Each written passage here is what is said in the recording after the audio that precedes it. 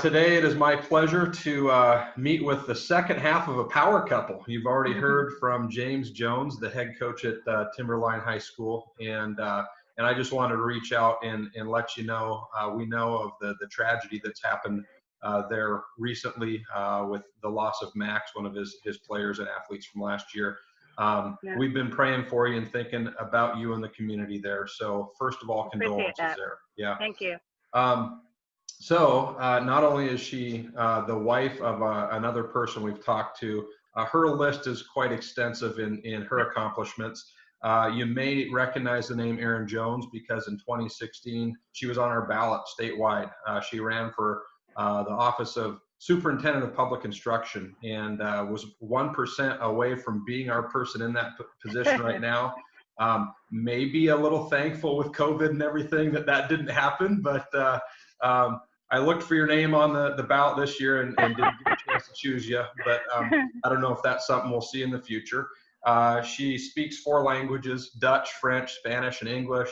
She's currently a consultant in education and systems consultant, mostly dealing with education, but also businesses and nonprofit.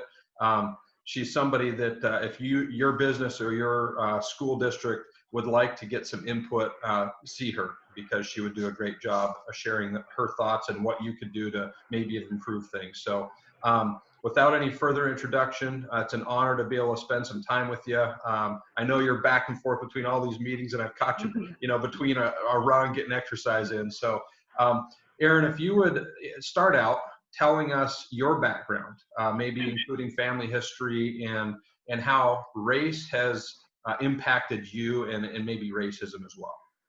Yes, sir. So I have a whole TED talk about this. So I'm going to do the short version. But for folks who want the longer version, if you just Google Erin Jones, I actually have 2 TED talks about this kind of stuff. But in short, I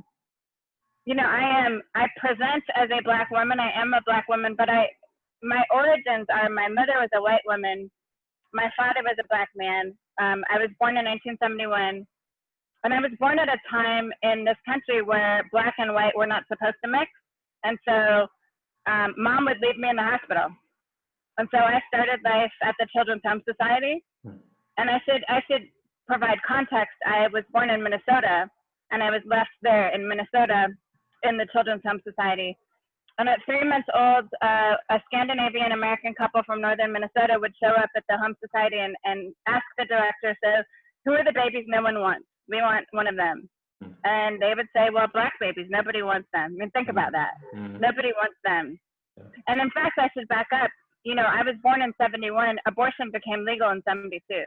So I think often about what would have happened had abortion been legalized in 70. Would I actually be here today? Wow. Probably not. And so race played a factor in my life from the very beginning. I am fairly certain that my white mother was forced to give me away because of who she had made this baby with in that season of time. I'm pretty convinced. I don't know that for sure, but just knowing the time and knowing what was happening then. And you look at what's happening in Minnesota right now. I mean, you look at George Floyd and what's happened there. It's not much different today, almost 50 years later.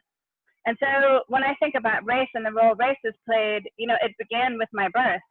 And then I'm adopted by a white couple who decide pretty early on that raising me in America is not going to be a good decision for them in the climate that we were in at the time.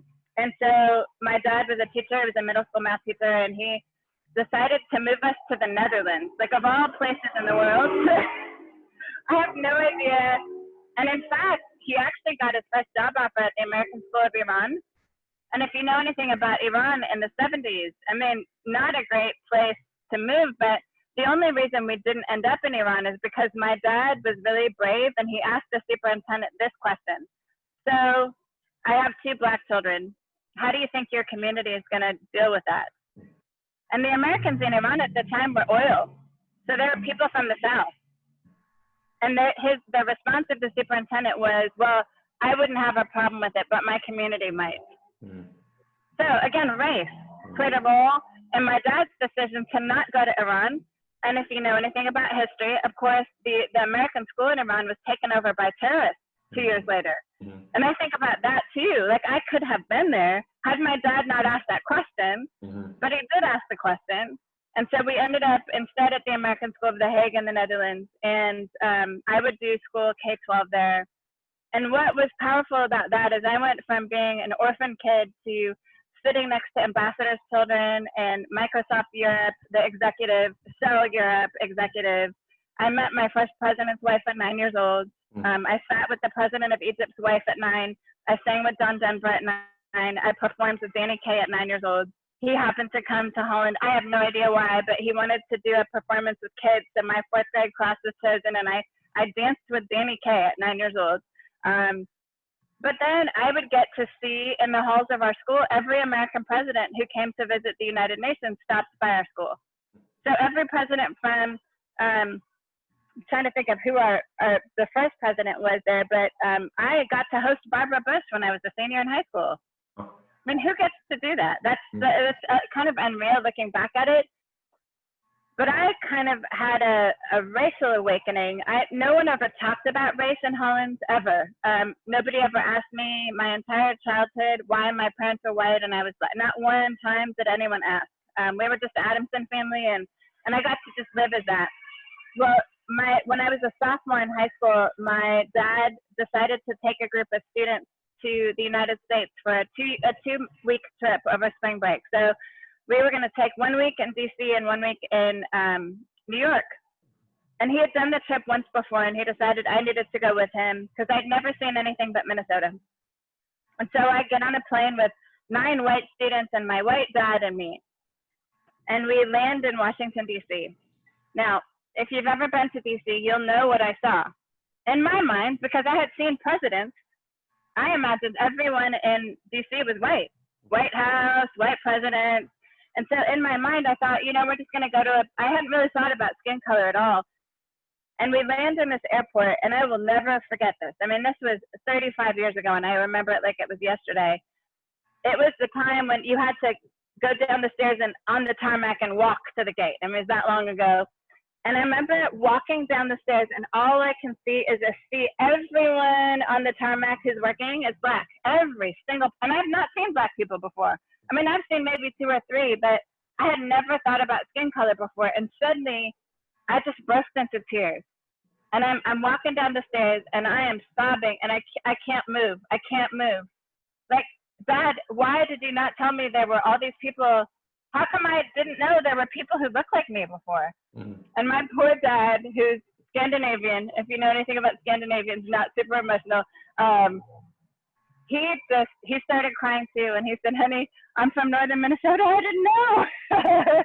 And we're there crying together at the bottom of the stairs. And it turns out, and I'm a person of faith, and I don't believe in accidents. I believe God orchestrates everything that happens in your life. But it turns out the week that we were in DC, there was an all-black high school that was also scheduled to be in our hotel in the program with us. And my 2 roommates at the hotel were 2 black girls from South Carolina. And I had never hung out with black girls before. And I just remember being ecstatic. I have found my people. Oh my gosh, I'm so excited. But I didn't talk like them. I didn't dress like them. And looking back now as an educator, those girls could have shunned me, and they could have said, she's not like us. We don't want to have anything to do with her. Instead, they made me part of their crew. And they taught me how to do my hair. And they brought me to a mall, and they got me black girl clothes, whatever that meant at the time. And they taught me all the dances they knew. And I had arrived. Like, it was the most amazing experience of my life. But then I had to go back to Europe. And I'll never forget that plane trip either, because I cried the entire way. And understand, you'll appreciate this as a football coach. I mean, I was a jock. I was like the big dog. I was the first girl to play boys varsity soccer. Like, I was a jock. And I am sobbing on this plane, and I am inconsolable. And my poor white dad, the other students would ask, what's happening with Erin? And all he could say was, she has an earache. She has an earache. Her ears are hurting. He had no idea how to talk to me about this. And so we get to the airport, and my mom's there waiting, and my mom has been my best friend since I was 9 years old. And it should have been this really amazing moment to share with her, but I suddenly didn't know what to tell my white mom about what I had just experienced. And I knew for the first time, she wasn't enough. And I was without words, and I remember the entire way home pretending I was asleep. And my mom would ask, you know, how was the trip? And I'd, Mom, I'm just too tired. And I pretended to sleep. And I really didn't talk for 2 weeks after that. I cried myself to sleep. I knew that I had found something and lost something in those 2 weeks in America. And I was crushed, and I didn't have words for it. I was only 15. And finally, about 2 weeks later, my parents came into the living room one night, and they told my brother and I were going away for the weekend. My parents never left us home by ourselves, ever, not ever.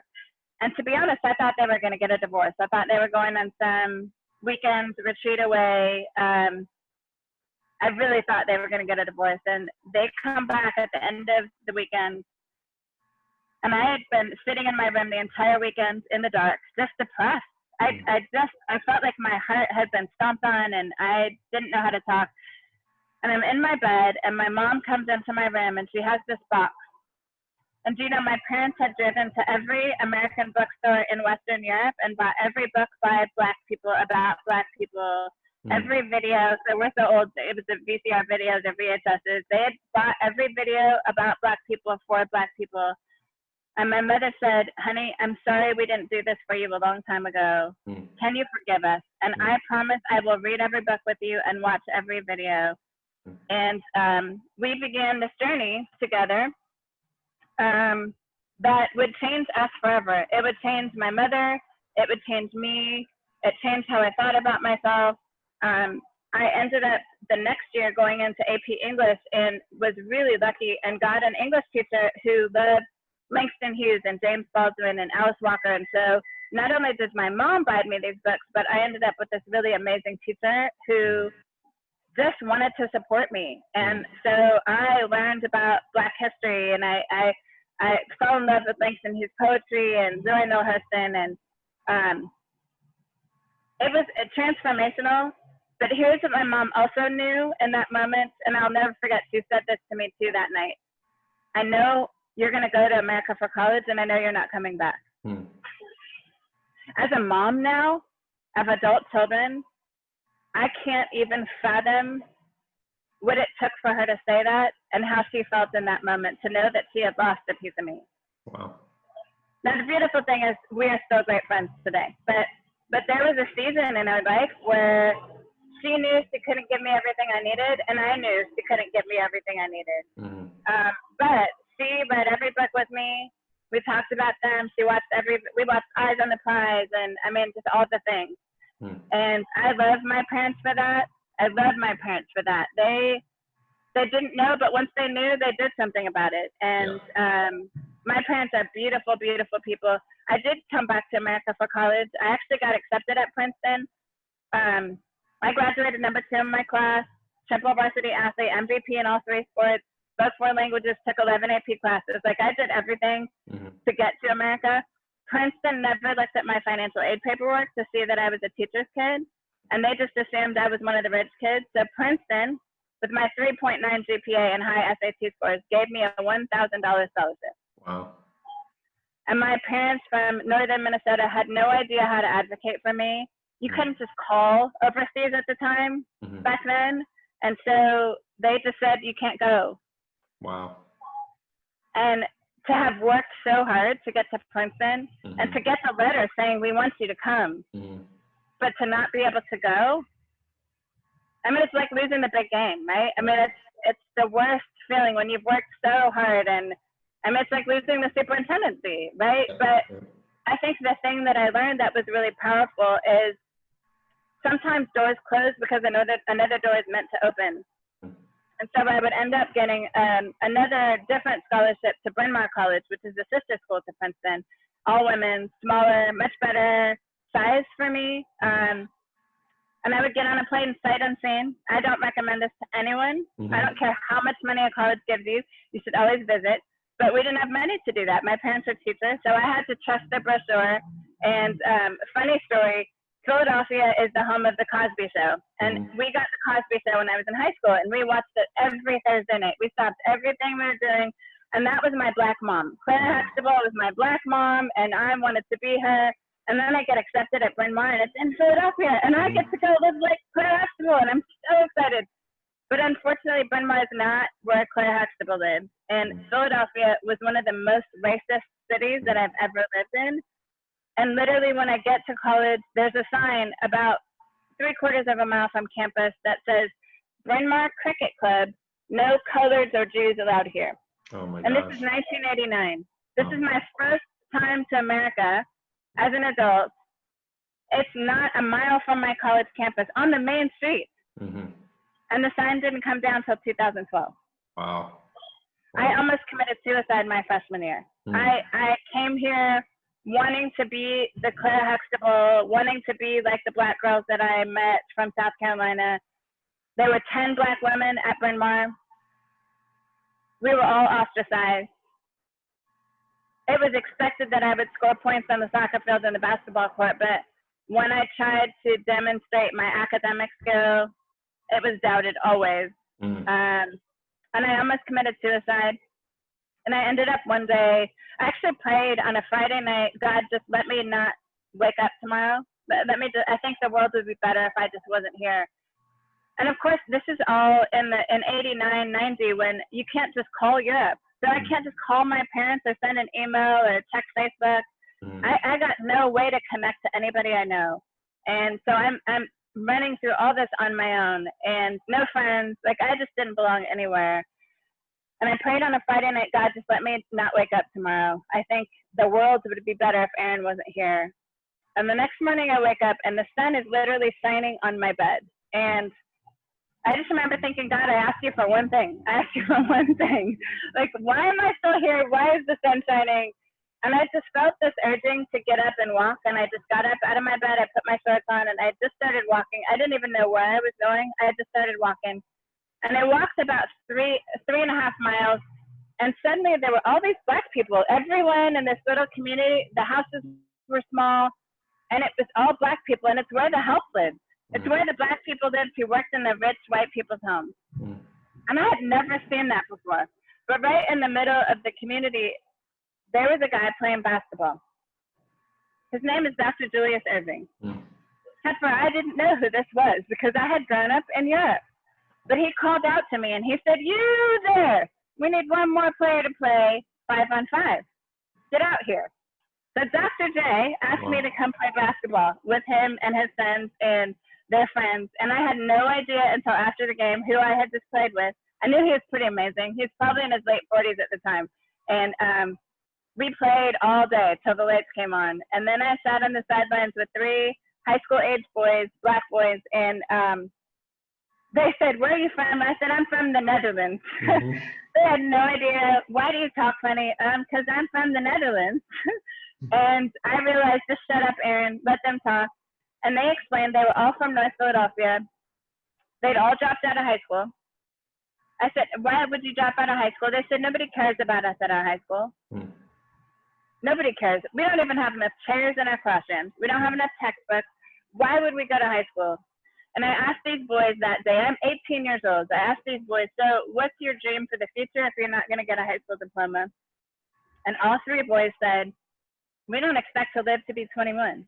Why would we dream? Do you know where I found God? I found God in that moment on that basketball court. I knew without a shadow of a doubt, I was made this way. I was made black and white. I was made in America, raised in Europe where people believed in me. I am an athlete and an academic for a reason.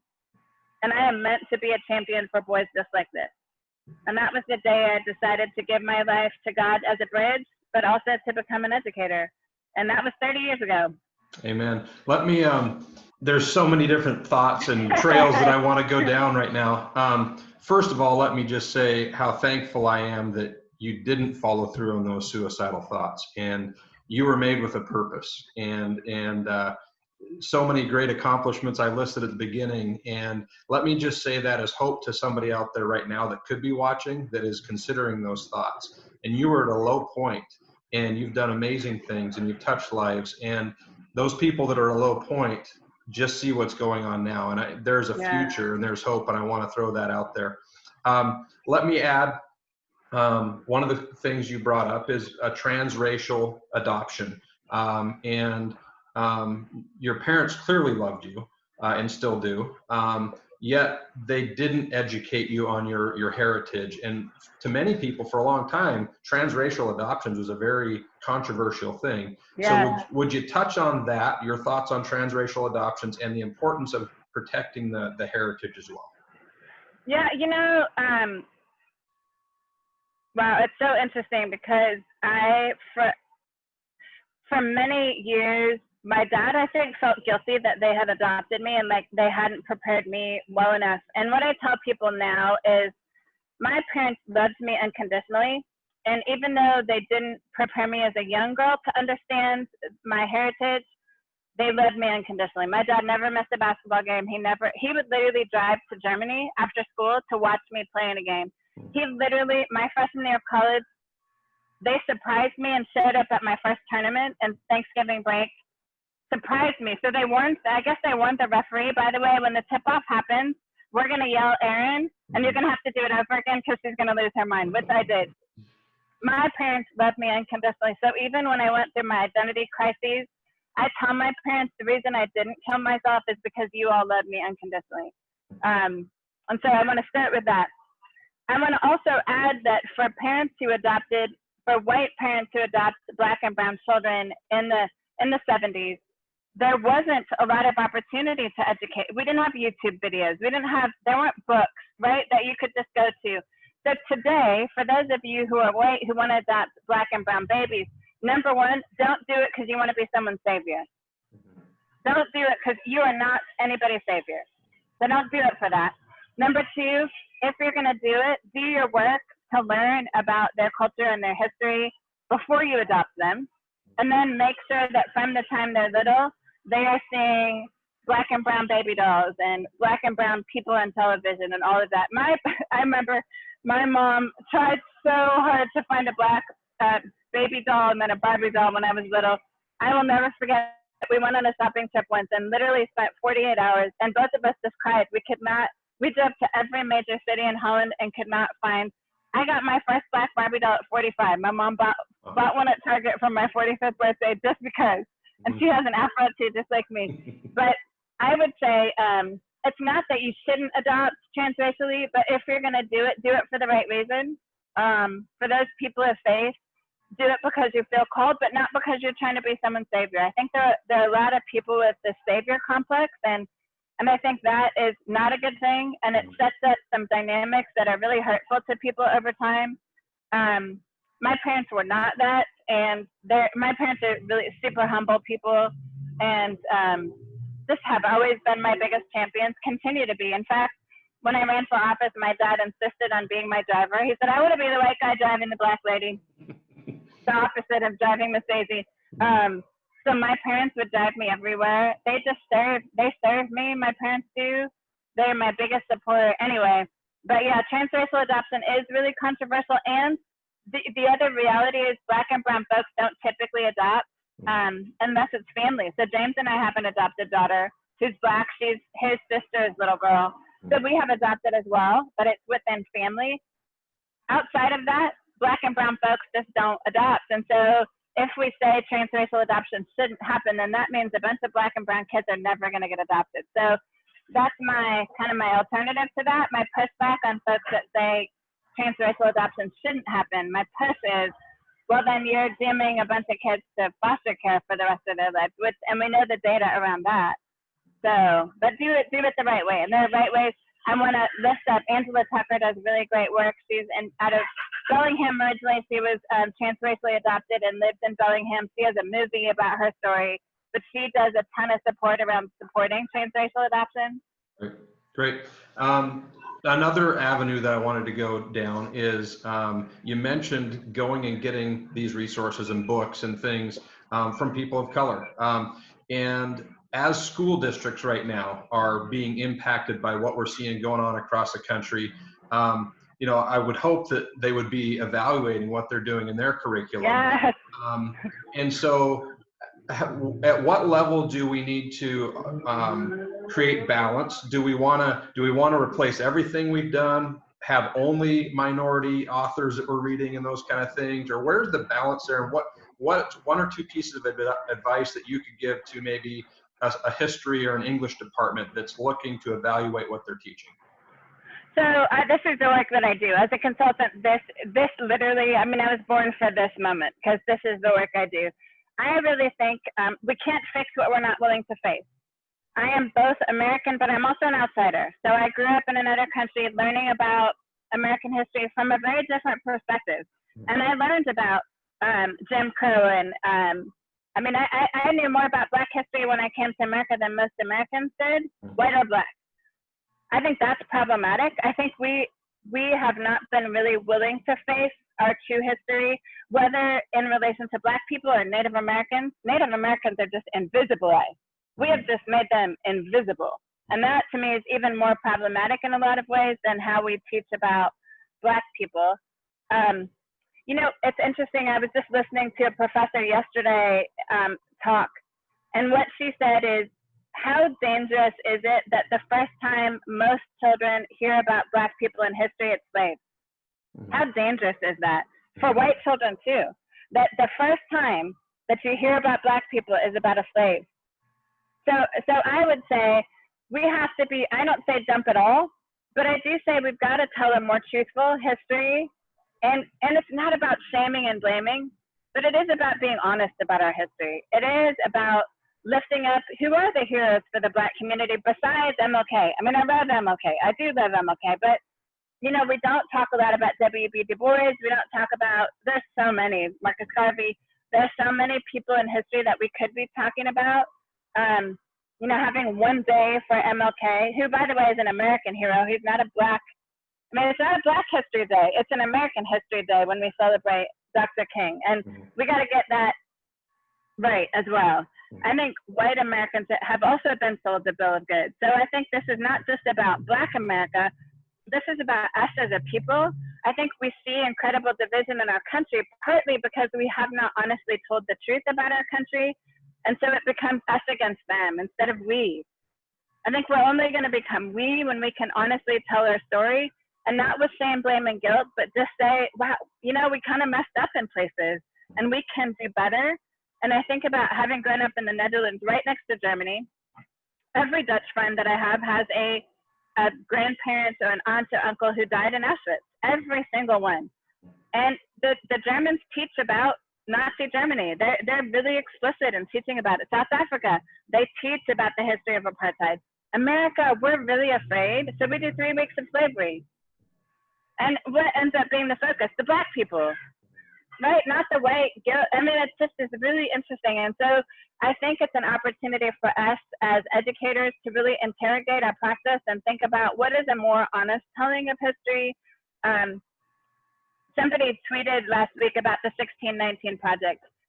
I think it's an added, you don't throw everything out and just teach the 1619 project. I mean, I think that's problematic, but I do think that needs to be a piece of what is taught in history. From time immemorial, the Native American in Washington state, the 29 federally recognized tribes wrote their own curriculum. That is for free, that you can use from OSPI's website. Why are people not using it, right? That needs to be used in history classes. Going back to English, my degree is in English, French, and Spanish, literatures of the African diaspora. I know dead white people really well. Emily Dickens, I mean, all of that. I read all of that. I took AP Intellectual History, AP American History, AP English Literature, AP American Literature. I mean, I did all of it. There are lots of great classics by white people, but there are also amazing classics by Black and brown people. And so really our literature should reflect the people that live in our country. And so why couldn't we have a Native American author that's part of the classics? Why couldn't we have a Black author or two? You know, why is Alice Walker not considered a classic? Why are we not reading that in AP literature? So I think it's not about throwing out all the dead white people. It's about how do we balance, right? Like, look at who's in our country. How do we make sure we're telling stories of everyone in our country? You can't tell everyone's story, but we can do a much better job than what we're doing right now. So our literature and our curriculum should be a mirror. It should reflect the people of our country. Absolutely. And I think it's important that we see all of us have the capacity for good and evil. Right. All of us, right? Yeah. Like, not all black people are bad, not all white people are bad, not all black people are good, not all, you know. Yeah. Okay. Could you define 2 words, racism and systemic racism, and kind of maybe the difference there? Yeah, so I tend to really avoid calling people racist. Mm-hmm. And I find it's not useful. It's not a useful term, because for so many people, when they hear the term racist, it has so many meanings at this point. So what it used to mean is just hating someone with a different skin color. And anyone can hate anyone of a different skin color. If you look at the sociological, like the kind of the academy definition, it was more you had to have power in order to be racist. I think that's also problematic, because it lets people off the hook then. I think anyone can be hateful of any color. I kind of alluded to that before, and that's problematic. However, when you have power and you hate people of another color, that's really problematic, because you now can control who lives and who dies, who can buy a house, who can't. And that's systemic racism. That's where institutions have been established based on skin color. That's where redlining comes into play. That's where hiring practices and all of that. So I really avoid talking about racism in terms of people, because I don't think it's useful. I don't think it moves us forward. I think I'm holding my phone, but let's see if I can put it down. When I do training, I talk about a posture. You can either come to training on racial equity this way or this way. And I like to show up this way. I want to invite you into a conversation. I don't want to come, and there are lots of people right now coming like this, and I get it. They're angry, they feel like they haven't been heard. But this posture of wanting to fight actually doesn't move people. And you probably know this as a coach in terms of athletics. If you shame people into running a bunch of laps, or you shame people into losing weight, it usually doesn't stay off. Mm-hmm. It stays off when you're motivated, when you're inspired by some greater calling. That's what I believe I'm called to. I believe that's how I show up in spaces to talk about race and racism and institutional racism is, wow, I want us, the U.S., us to become we. And in order to do that, we need to see each other as humans, as equally human. God loves all of us.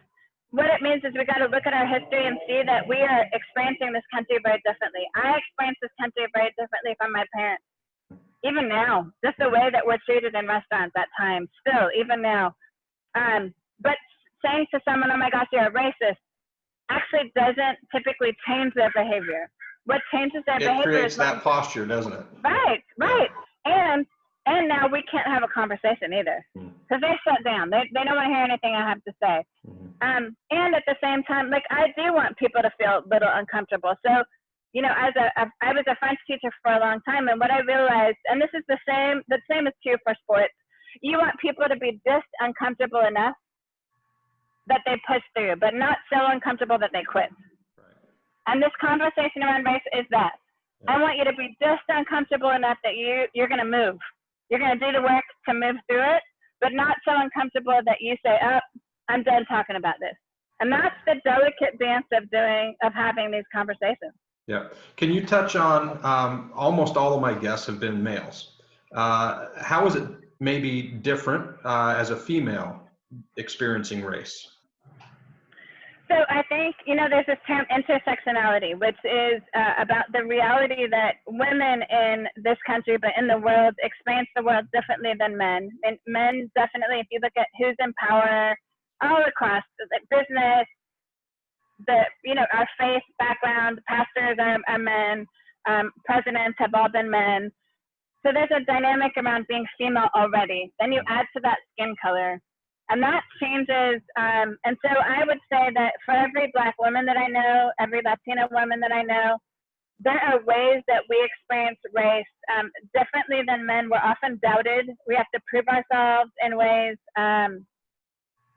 We're expected to carry the load in ways that, but we're also, it's interesting. Having a husband who's a large Black man, and I'm actually the smallest in my house, you can't see me on here, but I'm 6 feet tall, but I'm the smallest in my house. And by 150 pounds, I'm the smallest in my house too. The men are seen as dangerous though. And that's where it's really different. I'm perceived as intimidating for sure. At 6 feet tall with a big afro, people are intimidated by me at times, which is why I share my story always before I do training. I want to disarm them a bit. I'm very intentional about that. But I think men are perceived as dangerous and they're threats in a way that women are not. Although, as soon as I raise my voice or push back, I'm perceived as angry, which I'm the farthest from. Like, that's just not my personality. But I can be perceived that way and uppity. Like, how dare you, Black women? And I mean, I was the assistant state superintendent for 4 years. So I can't tell you how many meetings I was in where it was suggested to me, how dare you? How dare you question us? How dare you offer anything into this space? What do you know? I even in running for office, almost every interview, my resume was questioned. Whereas our current superintendent never questioned, not at all. Even though I'd been teaching for 25 years, he had 2 years of teaching.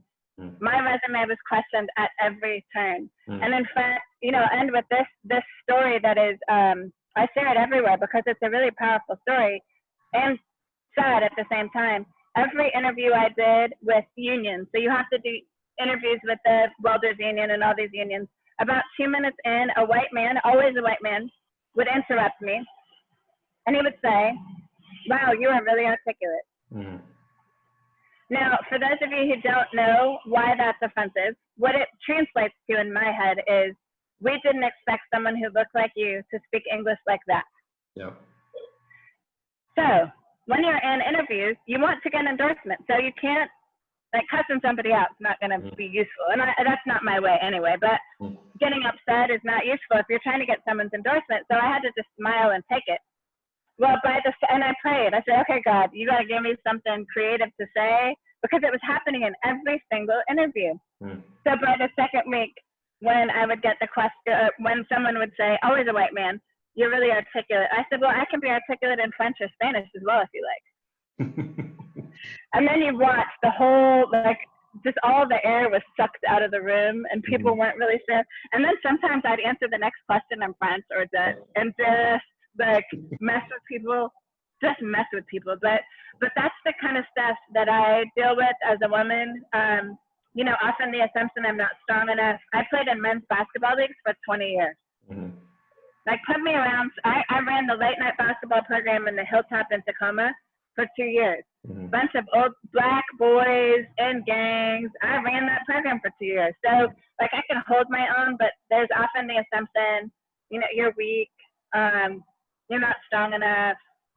And I'm a disruptor. That's my job, is to disrupt narratives and to represent different perspectives on things. And I know that's what God's called me to do. So John Lewis was just laid to rest, and you know, he always talked about getting in good trouble, right? So being a disruptor, that could be a thing right there. So last couple of things. If you have ideas to move our country forward, it could be through education, legislation, churches, whatever it might be. What are your ideas to move our country forward in our racial divide? So number one, I wish the church, and I'm talking about the church universal, Black church, white church, I wish the church would step forward and take this on. And we're not. The church is not taking this on. And so who's taking this up? Not the church. And that makes me really sad. I think the people of God should be on the front lines doing the work of reconciliation. That's what God is all about, reconciliation, right? And so I really believe my role in the world is to be a bridge. And as a person of faith, I believe it's our job to be bridges. And so I wish if I could have a magic wand and just make churches really care. Unfortunately, I see a ton of white churches that don't seem to think this is a thing at all, and even think it's not biblical to talk about race. I've heard that in a number of, and that it breaks my heart, because I think we should be leading this work. I also would add that I think telling stories to one another, what you are doing, when I heard about what you were doing, I mean, that's what I've tried to do with my life, is share my story, be vulnerable, and open the door for other people to share theirs. I think we've got to tell one another stories and create space to just have story circles and just listen. How can you not have compassion when you hear the stories of other people, right? I mean, I think, but we're not taking time to just stop and listen to each other and listen to how we are each experiencing this country differently. I think if more white people knew that my amazing husband with 2 master's degrees had a grandfather who couldn't buy a home because he fought in World War II but couldn't benefit from the GI Bill, and then couldn't get a loan. If they understood that where we are today is a product of so many things that came before us, and would be aware that there are legislative changes we can make now to make that right or better, but I think it's going to take storytelling before legislative change, because I don't think people are ready to make, because too many people don't think it's necessary. Too many people see the exceptional folks who have overcome and think, well, why can't all Black people do that? Because it takes like exceptional courage and opportunity and connections, and it shouldn't be that way. It shouldn't require all that. You know, one of the words you mentioned is reconciliation, and there's something called the Truth and Reconciliation Commission that happened with First Nations people in Canada, and then South Africa with Nelson Mandela, and in both of those situations, one of the key components is to get to the stories, right? To hear the stories, right? So that's been on my heart and mind as I've started this, like, hey, is it time for this kind of a thing here in America? Last thing is, what gives you the greatest hope moving forward? And then if there's any closing words, I'll give you the final thoughts. You know, I'm always a glass half full person, period. And I think the last 6 months have been incredibly hard. I've lost 7 friends. I've had 7 friends die. So on top of my husband's recent loss, I've had 7 friends in education, people that I taught with, people that I trained with die. I lost all of my work from March to June. I lost every consulting job I did. What's amazing is God has repaid me every single dollar that I lost. It's just, that's how he works. But what gives me incredible hope is I think America was lulled to sleep thinking that things were better when Obama was elected. And I think the beauty of this moment, actually, and there will be people who disagree with me, I would rather see where we are than, well, let me say this. I have known we were in a bad place for a long time, but other people couldn't see it. There is no way at this point to say we are healthy racially, right? And that is my hope, actually, that if we're willing to see where we are and do something about it. And so people like you, and there are other people that are doing story telling activities. There's a group of students that I'm working with who are putting on rallies, and they're sharing their stories. This is giving me incredible hope.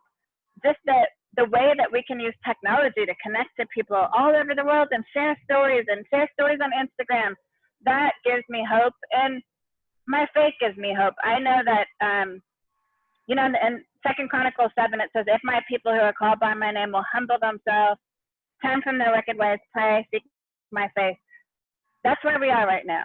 And this is our opportunity to turn from our wicked ways and humble ourselves and seek God's face. And I have hope when I see those people out there in positions of authority in church spaces and faith spaces stepping up to the plate. That gives me incredible hope. Great. Any last comments? You know, thank you for what you're doing. Thank you so much for what you're doing. I remember when my husband shared the first talk that you did, I thought, oh, this is what needs to be happening in more places. And I wouldn't, to be honest, I've passed by your high school before because I've done some work up north, and I wouldn't have expected someone from your high school to start this project. And that gives me incredible hope. And I hope that what you do encourages other people to do the same. Great. And to just listen and learn. So I'm honored that you added me to your list of guys. I feel pretty honored that I got to be part of this. So thank you for what you're doing. Hey, my pleasure. And I give my best to your husband as well and your family. I will do that. Thank you so much.